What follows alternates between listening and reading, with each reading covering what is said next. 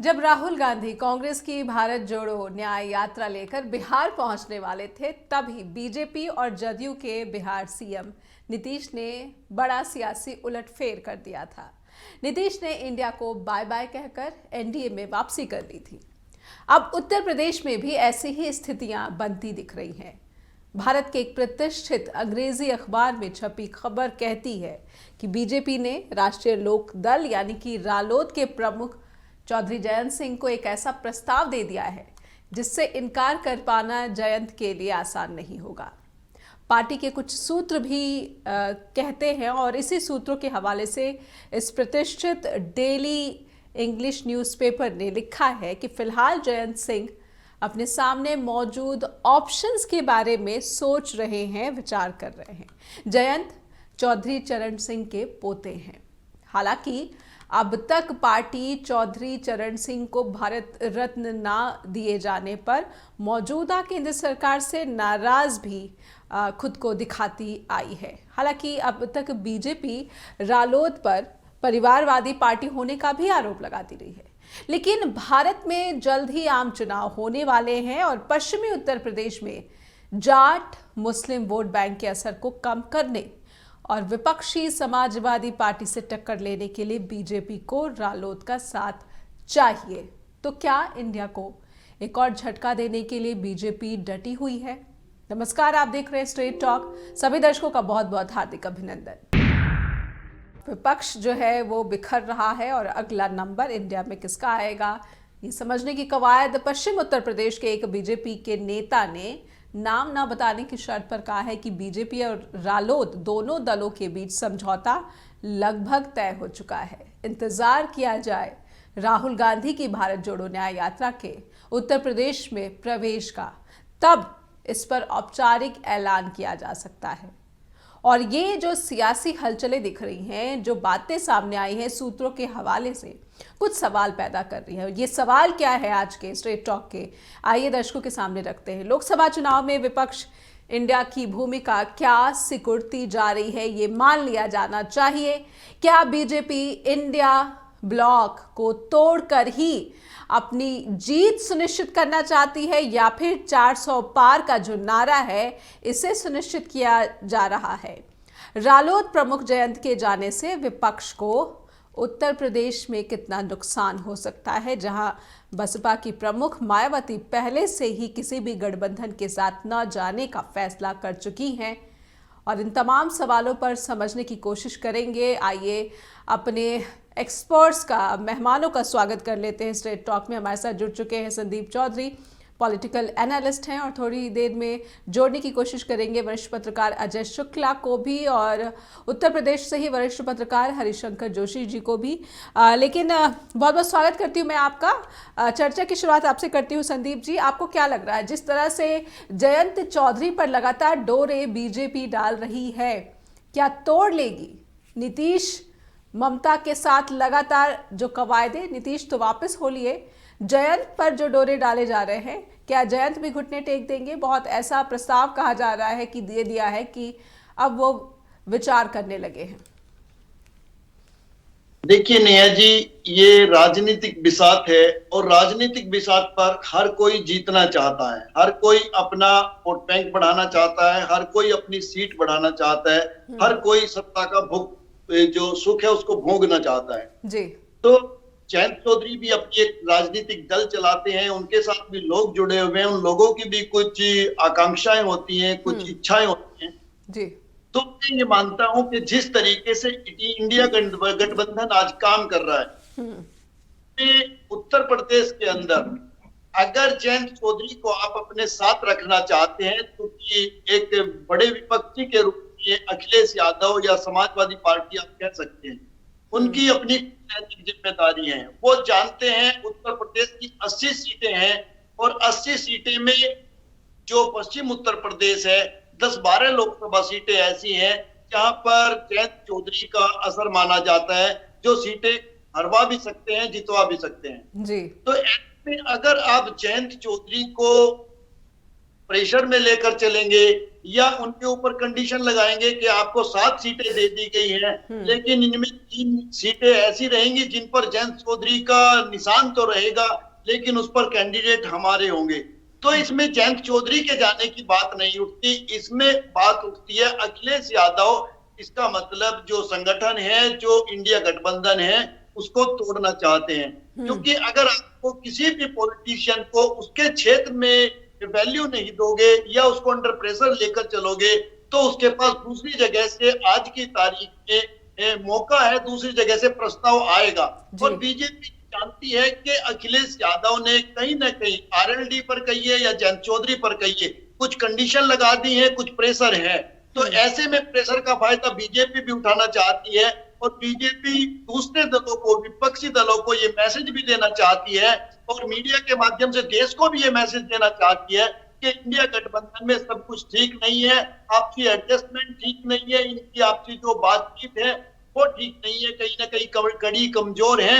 जिस तरीके से बिहार में प्रमुख दल नीतीश कुमार आज बीजेपी के साथ चले गए, एनडीए के साथ चले गए, इसी तरीके से अगर उत्तर प्रदेश में जयंत चौधरी आरएलडी बीजेपी के साथ चली जाती है तो यह इंडिया गठबंधन को बहुत बड़ा झटका होगा। इंडिया गठबंधन इमेज भी खराब होगी, इंडिया गठबंधन के ऊपर सवाल भी उठेंगे।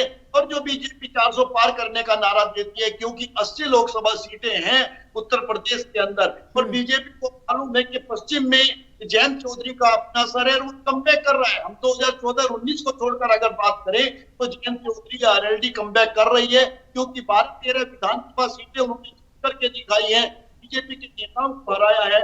तो इसलिए भी जयंत चौधरी का बन गई है बीजेपी के। जी संदीप जी, लेकिन कितनी संभावना है उन किसान वर्ग, उस किसान वर्ग के लिए जो लगातार बीजेपी के खिलाफ मोर्चा खोले हुए है, और जिस तरह से हमने देखा भी कि किसान आंदोलन में पश्चिमी उत्तर प्रदेश के जाटों और किसानों का क्या योगदान रहा, तो क्या अगर ऐसे में ये फैसला लिया जाएगा तो जयंत चौधरी का जो वोटर है उसके मन में फिर क्या सवाल उठेंगे? कहीं ये विचारधारा की लड़ाई त्याग कर सिर्फ और सिर्फ रालोद का फायदा बनकर ना सिमट जाए? देखिए नेहा जी, बहुत महत्वपूर्ण सवाल है आपका। जहां तक किसानों की बात आती है, किसान आंदोलन की बात आती है, तो मैं आपको बताना चाहता हूं, जब कांग्रेस की सरकार थी तो सबसे बड़ा किसान आंदोलन वोट क्लब पर दिल्ली में हुआ था, जो किसानों ने किया था। जब मुलायम सिंह जी मुख्यमंत्री थे, बहुत बड़ा किसान आंदोलन उत्तर प्रदेश में हुआ था। तो किसानों का आंदोलन तो सरकारें किसी की भी रहेंगी, लगातार चलता रहेगा। मोदी जी के खिलाफ कितना बड़ा आंदोलन हुआ हाल ही में आपने देखा था। तो किसान आंदोलन और किसानों की समस्याएं अलग हैं, लेकिन राजनीतिक दल की अपनी चीजें होती हैं। जबकि ये जग जाहिर है, बच्चा बच्चा जानता है कि जयंत चौधरी और आरएलडी इंडिया गठबंधन का हिस्सा है। लेकिन अगर इंडिया गठबंधन जयंत चौधरी को उसके क्षेत्र में नहीं देंगे, उसके लोगों को फाइट करने का मौका नहीं मिलेगा, उसके संगठन के लोग नाराज होंगे, तो जयंत चौधरी की या किसी भी दल की कुछ अपनी मजबूरियां भी होती है। राजनीतिक दल अपने हिसाब से, अपने सिस्टम से चलते हैं। तो मुझे लगता है प्रियोरिटी पर जयंत चौधरी की आज भी इंडिया गठबंधन है। अगर अखिलेश यादव अपना सही तरीके से एडजस्ट करेंगे, दबाने की पॉलिटिक्स नहीं करेंगे, जैसे उन्होंने जयंत चौधरी को छोटा भाई कहा है, वो बराबर हाथ देकर के करेंगे, तो मुझे नहीं लगता जयंत चौधरी कभी भी एनडीए के साथ कभी जाएंगे कि जयंत चौधरी की जो है वो है। लेकिन राजनीतिक दल है तो पकड़ चाहिए, हमारा अधिकार नहीं मिलेगा, फिर उस इंडिया का कोई महत्व नहीं रह जाता। परिस्थितियां दिख रही हैं उत्तर प्रदेश की राजनीति में। अजय सर, बहुत बहुत स्वागत करती हूं मैं आपका स्ट्रेट टॉक में। खुद को अनम्यूट कर ले आप। ये जो परिस्थितियां दिख रही हैं और जयंत चौधरी के बारे में जो अटकलें चल रही हैं कि वो चले जाएंगे, मैं अनम्यूट हूं जी।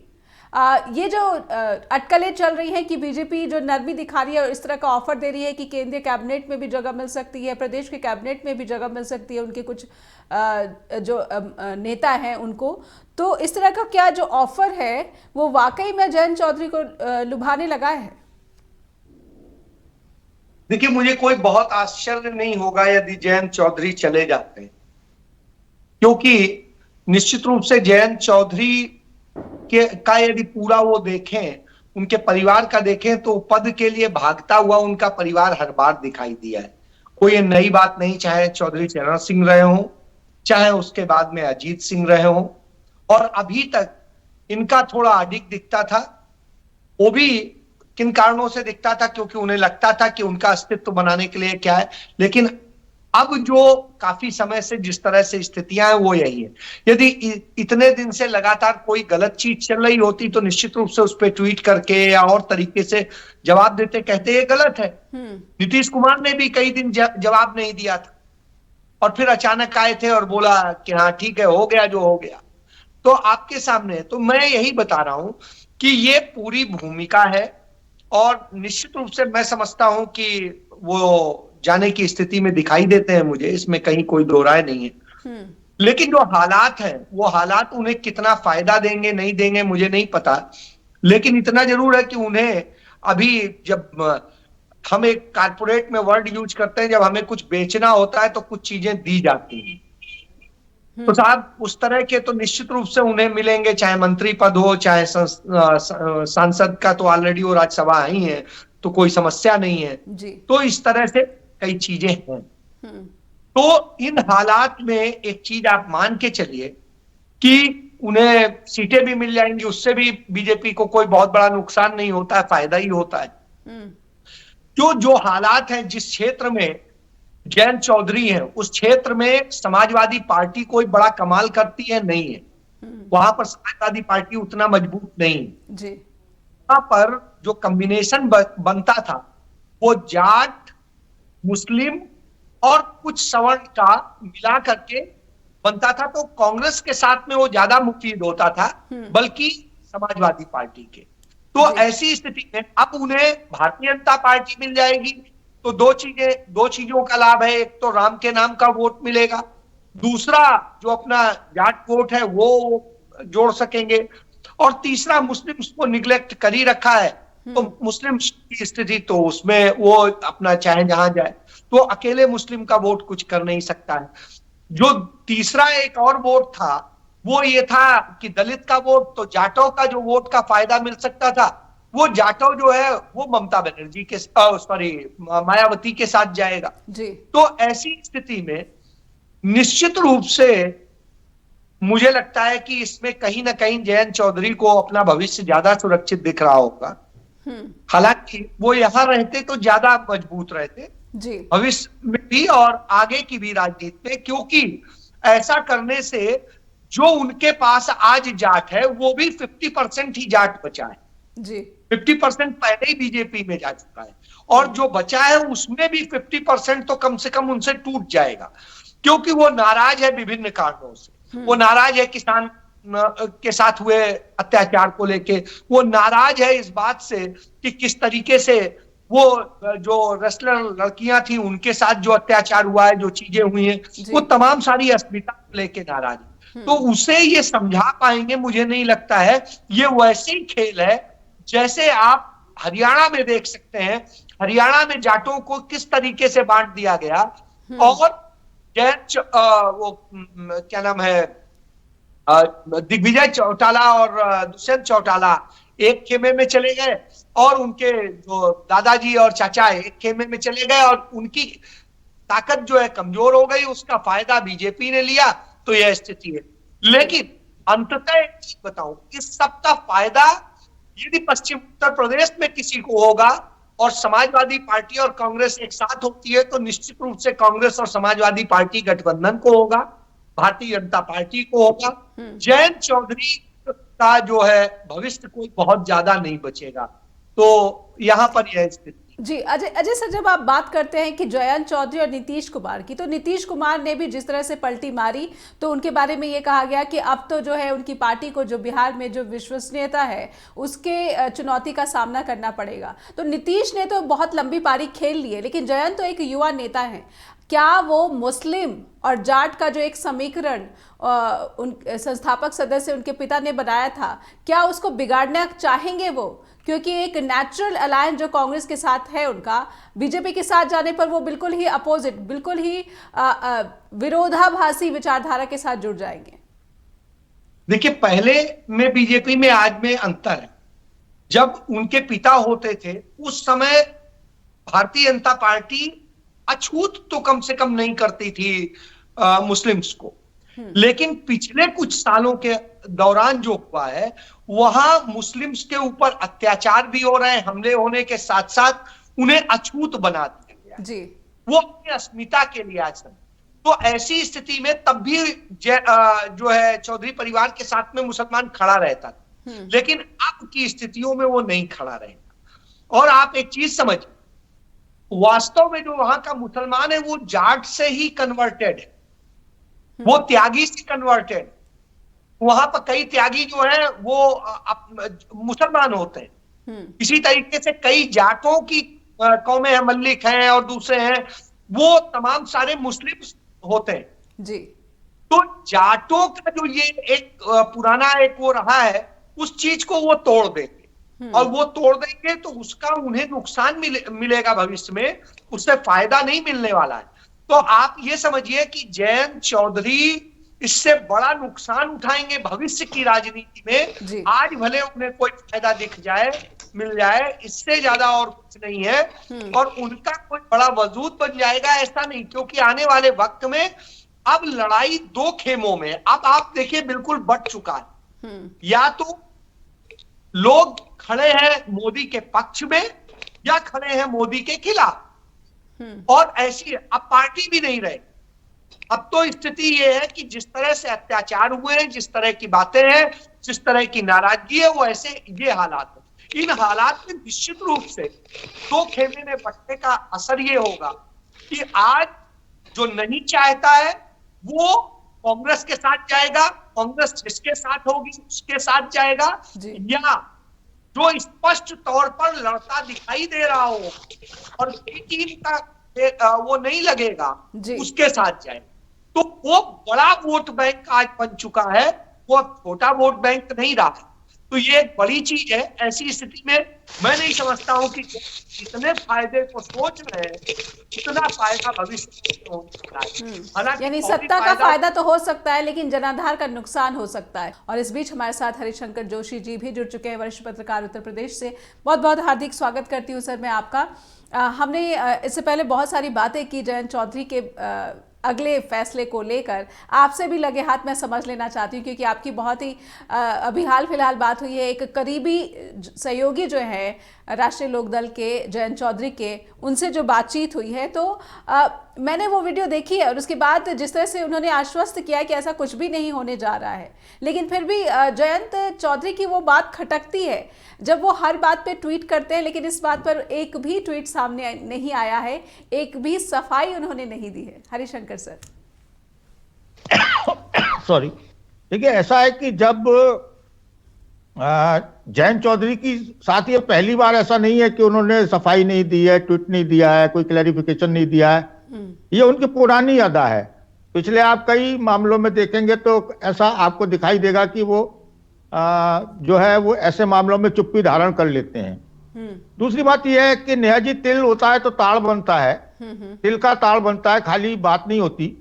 तो अभी जो मसला है वो बीजेपी में जयंत चौधरी नहीं जा रहे हैं, और ये बात कल आपके साथ प्रवक्ता जी बैठे हुए संदीप चौधरी जी, ये इन्हें भी सुन रहा था मैं, तो इन्होंने भी कहा, और मेरे साथ रोहित जाखड़ मेरे मित्र हैं जी, तो वो राष्ट्रीय प्रवक्ता हैं, चौधरी साहब के ही साथी हैं, तो वो उनका भी यही कहना था। जो मूल बात निकल कर आई वो ये है कि अखिलेश यादव से के एक तरफा फैसलों से वो उनका पार्टी कैडर बहुत खपा है जी, और अपने पार्टी कैडर को नाराज करके अखिलेश यादव को वो खुश नहीं कर सकते, क्योंकि पार्टी कैडर सर्वोपरि है किसी भी नेता के लिए। बिल्कुल। और पिछली बार भी क्या हुआ था कि जयंत चौधरी ने सिवाल खास की सीट अखिलेश को दे दी थी। मैं कहता हूं मैं उसे दबाव नहीं मानता, क्योंकि मेरठ के जो लोग चौधरियों को जानते हैं वो दबाव में तो नहीं आते, लेकिन वो प्रेम मोहब्बत से उनका सिर मांग लो तो वो दे देते हैं, उनकी अदा है। तो सिवाल खास की सीट जो है वो परंपरागत लोकदल की सीट है विधानसभा, लेकिन उसमें उनके सिंबल पर लड़ा गुलाम मोहम्मद ने, जो समाजवादी पार्टी के मेंबर है। तो उसमें विद्रोह भी हो गया था। मेरठ कमिश्नरी पर भी उसकी नारेबाजी धरना हुआ था, चौधरी चरण सिंह की प्रतिमा के नीचे बैठकर लोगों ने विरोध प्रकट किया था जी। लेकिन इसके बाद उन्हें मना लिया गया। और गठबंधन धर्म को निभाते हुए जयंत चौधरी ने बहुत सारे सेक्रीफाइस किए। खतौली में मदन भैया का उदाहरण है कि मदन भैया सपा के कैंडिडेट थे लेकिन उन्होंने, वो जयंत चौधरी की वजह से ही खतौली उपचुनाव जीता गया जी। इसी तरीके से तबस्सुम वाला भी है, वो भी वही मामला है। तो आप देखिए इस बार भी वही है, लेकिन इस बार शुरू से ही मेरी लगातार आरएलडी के लोगों से बातचीत होती रहती है। उनका कहना है कि साहब इस बार हम ये काम नहीं होने देंगे, हमें 7 सीटें दी हैं या 5 दी हैं, सिंबल हमारा होगा तो आदमी भी मतलब हमारा ही लड़ेगा जी। और मामला यहां पर है। और अखिलेश इस बात से मतलब मानने को तैयार नहीं थे। दूसरा एक और रवैया है, आपने देखा होगा कि अखिलेश जो है वो एक तरफा फैसला कर रहे हैं जी। वो एक साझा प्रेस कॉन्फ्रेंस में घोषणा हो, एक गरिमापूर्ण तरीके से हो तो बात समझ में आती है। एक ट्वीट दे दिया कि 7 हमने जयंत को दिए, ये 10, 11 या 16 हमने कांग्रेस को दिए। वो वहां बैठकर दानदाता वाली उसमें आ गए, जैसे वो दानवीर कर्ण हो और वो सबको सीटें दे रहे हैं। भाई गठबंधन है, कोई छोटी पार्टी है या बड़ी पार्टी है, बिल्कुल। तो वो सब आपस में सहयोगी हैं। आप में जब भी ये भावना आ जाएगी, अहम आ जाएगा, अहंकार आ जाएगा तो फिर दिक्कतें होंगी जी। और अखिलेश को वास्तव में ये भ्रम है कि वो बिना गठबंधन के वहां से अपनी सीट 2-4 बचा लें तो बचा लें, वरना उनका यूपी में और कोई जनाधार बचा नहीं है। मेयर के जो चुनाव हुए थे 11 सीटों पर बीजेपी जीती थी और 6 सीटों पर तकरीबन कांग्रेस दूसरे नंबर पे थी जी। मेरठ जैसे शहर में मुस्लिमों ने जो है पतंग उड़ा दी थी, यानी ओबीसी के पास 1.5 लाख वोट गया था और इनका कैंडिडेट, स्ट्रॉन्ग कैंडिडेट हार गया था जी। मेरठ मेयर के चुनाव में। तो वो बहुत सारी उसकी वजह है, वो फिर कभी डिटेल में कि क्यों नाराज है अखिलेश से अल्पसंख्यक, उसकी बहुत सारी वजह, उस पर फिर कभी चर्चा होगी। लेकिन अभी मुद्दा जयंत का है, तो मैं ये कह सकता हूं कि जयंत अगर भारतीय जनता पार्टी में जाते हैं तो वो अपने पैर में कुल्हाड़ी नहीं मारेंगे, वो कुल्हाड़ी पर पैर रख देंगे। और 7 सीटें तो वहां पर उन्हें मिलने वाली है नहीं जी। और लेकिन उनके अपने खापों में जो मतलब ऐसा है कि जो जाट बीजेपी के साथ जाना था वो तो जा चुका है जी। लेकिन जो नहीं गया है वो चौधरी चरण सिंह के समय वाला जाट है जो हमेशा एंटी बीजेपी वोट करता रहा है, एंटी स्टैब्लिशमेंट वोट करता रहा है, जो हमेशा जी। एंटी बीजेपी की जगह उसे एंटी स्टैब्लिशमेंट वोट कहना जरूर ज्यादा सही होगा। तो वो उनके साथ सारा चला जाएगा या उसका बहुत छोटा हिस्सा ही जयंत चौधरी ले जा पाएंगे, अगर ले जा पाए। हो सकता है 2-3 सीटें वो बीजेपी के साथ जाकर जीत लें जी। इस बात को वो जानते हैं। यहाँ एक बात और नेहा जी महत्वपूर्ण है जी। कि कल रोहित जाखड़ से जब मेरी बात हो रही थी तो उन्होंने ऑन रिकॉर्ड, मतलब ऑनलाइन थे वो मेरे साथ, तो उन्होंने एक बात कही कि मेरे एक सवाल के जवाब में कि मैंने कहा अगर मान लीजिए अखिलेश से बातचीत सफल नहीं हो पाई, आप अखिलेश नहीं माने, ये हाइपोथेटिकल क्वेश्चन है जी। वैसे तो वो बार बार कह रहे थे कि कल बात होंगी तो मामले 1-2 दिन में सुलझ जाएंगे, लेकिन नहीं माने तो क्या बीजेपी में जाएंगे? तो फिर उनका जवाब था कि कांग्रेस के साथ अभी हमारे विकल्प खुले हुए हैं, जिसका लब्बो लो आप ये है, शब्द इधर उधर 1-2 हो सकता है मेरा जी। तो बोले हमारे अच्छे संबंध है। और मैंने उनसे 2-3 बार अलग अलग तरह से पूछा कि जब सीटों के बंटवारे में आपको 7 सीटें मिली तो कांग्रेस ने किसी सीट पर कोई ऑब्जेक्शन किया? बोले नहीं। बोले कांग्रेस के साथ हमारी ट्यूनिंग अच्छी है। यानी एक बात तो तय है कि ये संभावना तो हो सकती है, जो मैं देख रहा हूं कि अगर अखिलेश माइनस होते हैं तो हो सकता है कोई ऐसा कॉम्बिनेशन बन रहा हो जिसमें कांग्रेस हो और मायावती इन होने वाली हो।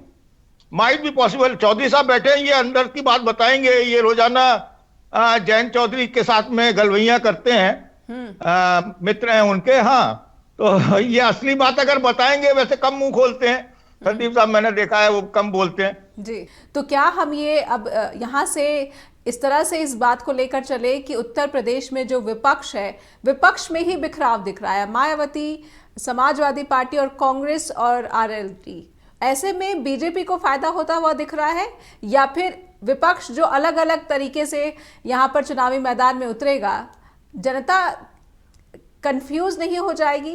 कि किसे वोट दें, या फिर वही बात है जो कि अजय सर भी बोल रहे थे कि ये या तो मोदी समर्थन या फिर मोदी के विरोध में वोटिंग होगी और इसका फायदा विपक्षी दलों को मिलेगा, उनके उम्मीदवारों को मिलेगा? संदीप जी। नेहा जी, देखिए हमारे साथी बैठे हैं जोशी जी, इनकी जो रिसर्च है काफी हद तक बहुत अच्छी है, डीपली इन्होंने इस पर काम किया है। लेकिन मानता हूं, मैंने ये बात इसलिए कही कि अखिलेश यादव जिम्मेदार होंगे अगर इंडिया गठबंधन टूटता है जी। क्योंकि जी जयंत चौधरी हो या कांग्रेस हो, वो इंडिया गठबंधन का हिस्सा है और सब लोग इंडिया गठबंधन मजबूत करना चाहते हैं। लेकिन अगर एक व्यक्ति अपने आप को सुप्रीम समझेगा और वो दूसरों को सीटें देगा और कंडीशन लगाएगा, तो मैं मानता हूं ऐसे में वो किसी ने कहा है कि अगर आज टूलों पर आज तो टकराना भी जरूरी है, अगर नजर आना जरूरी है। तो जयंत चौधरी के पीछे खड़े हुए लोग हैं वो ये कभी बर्दाश्त नहीं करेंगे, क्योंकि पहले ऐसा हो चुका है। मैं आपको बताऊं, कैराना की लोकसभा जयंत चौधरी के चुनाव चिन्ह पर चुनाव लड़ गया, समाजवादी पार्टी की कैंडिडेट थी, तो कैराना सीट जीत जाते हैं, बीजेपी हार जाती है। लेकिन जब जयंत चौधरी चुनाव नहीं समाजवादी पार्टी, तो वो बीजेपी चुनाव हार जाती है। खतौली में ऐसा हुआ, खतौली में बीजेपी की सीट थी विधानसभा की, तो खाली हुई और जयंत चौधरी को जिता कर दे दिया। जी, आज की तारीख में कंडीशन ये है नेहा जी, अगर समाजवादी पार्टी ये कहती है कि ये 3 सीटें हैं, इन पर हम चाहते हैं कि चुनाव चिन्ह तो अखिलेश यादव का हो, आरएलडी का हो और कैंडिडेट हमारे लड़ जाए, तो ये चीज ना हमारे संगठन को, आरएलडी के संगठन को मंजूर है और ना चीज अब ये जयंत चौधरी को मंजूर होगी। क्योंकि जितनी सीट, अगर 4 सीटें जयंत चौधरी अखिलेश जी देना चाहते हैं या इंडिया गठबंधन देना चाहता है, तो आज राजनीति करने के लिए लोग मैदान में हैं, पब्लिक की सेवा करनी है, अपने लोगों को कुछ बेनिफिट जो दे सकते हैं, उनके एरिया को क्या बेनिफिट दे सकते हैं, क्या स्कीम उनके लिए लेकर आ सकते हैं। हर एक दल सत्ता के लिए राजनीति में है, वो सत्ता में कैसे पहुंचे। और अगर भारतीय जनता पार्टी इस तरीके का ऑफर देती है कि हम जनता को सर्व कर सकते हैं, तो मुझे लगता है जयंत चौधरी जी क्यों उसको स्वीकार नहीं करेंगे। लेकिन आज भी जयंत चौधरी के दिलो दिमाग में एक ही चीज है कि जो भाईचारा है, जो हिंदू और मुसलमान की एकता की बात है, जिसको उन्होंने एक करने में बहुत मेहनत की है जब हिंदू मुस्लिम झगड़ा हुआ उसके बाद से, तो वो उसको खोना नहीं चाहते, उस विश्वास को भी हासिल करके रखना चाहते हैं। और जो एक कमिटमेंट होता है, एक किसान परिवार की जो बात आती है, जिस वजह से चौधरी चरण सिंह और जयंत चौधरी को जाना जाता है, तो वो चाहते हैं कि वो प्यार मोहब्बत भी बना रहे और हम इंडिया गठबंधन को मजबूत करें और अपने पैरों पर खड़े हों और लोगों को सर्व करें। और जो एक विश्वास है लोगों के अंदर कि जयंत चौधरी के साथ नहीं जाएंगे, उस चीज पर वो खरा उतर सके। लेकिन देखिए, कंडीशन अखिलेश की तरफ से भी नहीं होनी चाहिए।